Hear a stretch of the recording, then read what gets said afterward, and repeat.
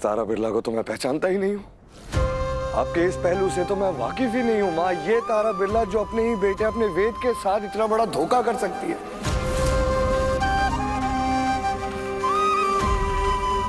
मेरे बेटे के साथ क्या कह रहे हो तुम? क्या बोलते जा रहे हो? दिमाग ठिकाने पे है तुम्हारे? सरू से नफरत की आग में आप इतनी अंधी हो गई कि आपको पता ही नहीं चला कि आपने अपने बेटे की खुशियां घर जला दिया माँ।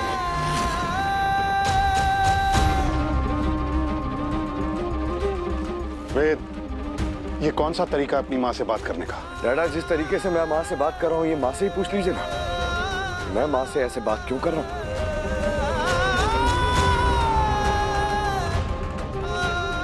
माँ, सरू को गिराने में आप इतना गिर गई कि आपको पता ही नहीं चला। आपने झूठ बोला, आपने प्लानिंग्स की, आपने मेरी और सरू की शादी तोड़ने की कोशिश की। हर एक कोशिश जो मुझे और सरू को अलग कर सकती थी वो आपने सब किया। आज मुझे सब कुछ पता चल चुका है।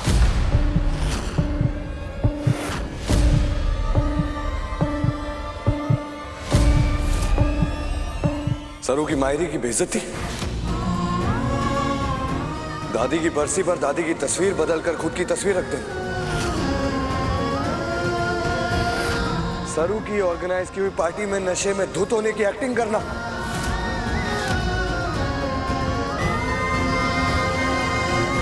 सरू से खुद जबरदस्ती अपने आप को कमरे में बंद करवाना और फिर बीमार होने का नाटक करना, अपनी जान तक खतरे में डाल देना। ये सब कुछ किया आपने जानबूझकर, सोच समझकर, ताकि मैं सरू से नफरत करूं, उसे हमेशा हमेशा के लिए छोड़ दूं।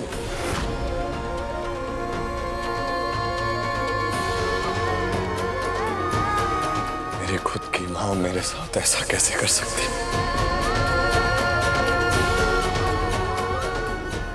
भगवान का लाख लाख शुक्र है कि वेद की सारी गलतफहमियां दूर हो गई और उसे सरू के सच का पता चल गया। ना वेद साहब, क्या कह रहे हैं आप? ऐसा कुछ भी ना। सरू, बस तुम एक शब्द नहीं बोलोगे। आज मैं सवाल भी पूछूंगा और जवाब भी मांगूंगा और इन्हें मेरे सवालों के जवाब देने होंगे। बताइए मां, आपने ऐसा क्यों किया? हम आपने इतना बड़ा झूठ क्यों बोला? इतनी प्लानिंग्स क्यों की? अपने ही बेटे को धोखा क्यों दिया? मैं तो आप पर आंख बंद करके भरोसा करता हूँ ना, तो मुझे धोखा क्यों दे दिया? माँ बताइए, क्यों अपने बेटे को ही धोखा दे दिया? क्यों माँ, क्यों? किया।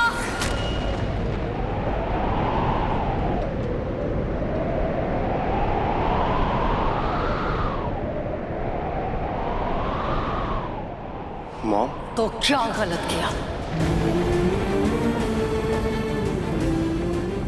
माँ हो तुम्हारी, जो भी किया तुम्हारे लिए किया, तुम्हारे फ्यूचर के लिए किया, तुम्हारी खुशियों के लिए किया। तुम्हारी आंख में तो ये प्यार की पट्टी बंधी हुई है, मैं तो देख सकती हूँ ना। जिस लड़की की माँ हमारे घर की नौकरानी थी, जिसके ना बाप का पता ना खानदान का पता, जिसने झूठ बोलकर तुमसे शादी की, उसे तुम्हारी पत्नी मानूं?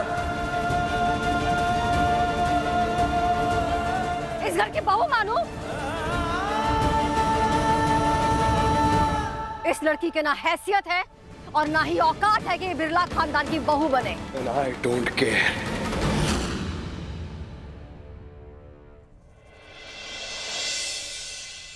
क्योंकि मेरे लिए बहुत ऊंची औकात है सरू की, बहुत ऊंची। और आप जानती हैं मेरे लिए औकात कैसे मानी जाती है? किसी इंसान की काबिलियत से, उस इंसान के हुनर से, उस इंसान के जज्बे से और उस इंसान के साफ मन से। और ये सब कुछ मेरी पत्नी के अंदर है माँ, और मैं उसे बहुत प्यार करता हूँ। उसके सरनेम से मुझे कोई फर्क नहीं पड़ता, मैं सिर्फ अपनी पत्नी को प्यार करता हूँ। आपने मुझे एक बात सिखाई थी कि जब एक लड़की शादी करके अपने पति के घर जाती है तो वो पीछे पूरी दुनिया, अपना पूरा संसार, अपना पूरा परिवार छोड़कर जाती है। तो फिर एक पति का उस इंसान का क्या फर्ज होता है मां?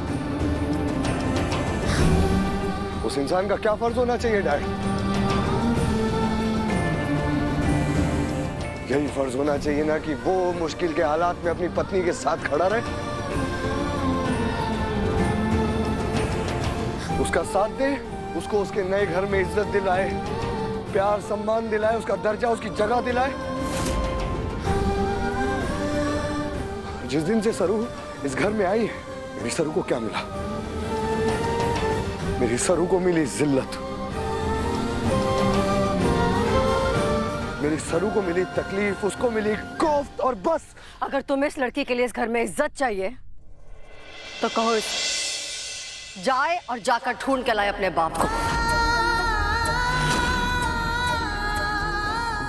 और मनाए भगवान से कि इसका बाप ऊंचे खानदान का हो।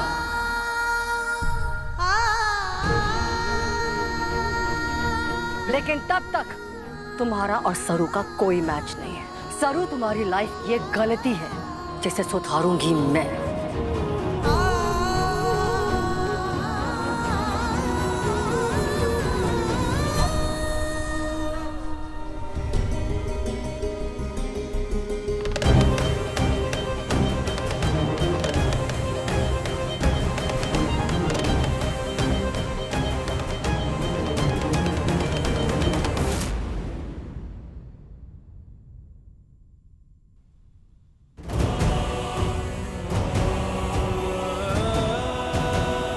आरब, मम्मी जी,